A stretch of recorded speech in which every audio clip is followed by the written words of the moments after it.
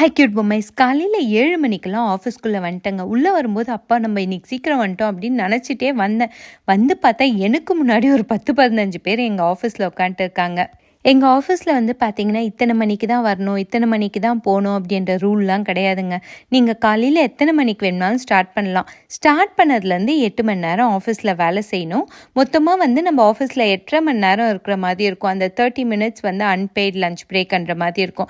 So நான் இன்னைக்கு 7 மணிக்கு ஆரம்பித்தேன்ல, நான் 3:30 மணிக்கெல்லாம் ஆஃபீஸ்லேருந்து கிளம்பிடலாம். ஆஃபீஸ் போன உடனே இந்த லேப்டாப் ஓப்பன் பண்ணுற சம்பிரதாயங்கள்லாம் முடிச்சுட்டு நான் ஃபஸ்ட்டு போகிற இடம் வந்து பார்த்தீங்கன்னா இந்த இடம் தாங்க. இது வந்து எங்கள் ஃப்ளோரில் இருக்க ஒரு குட்டி பேண்ட்ரி.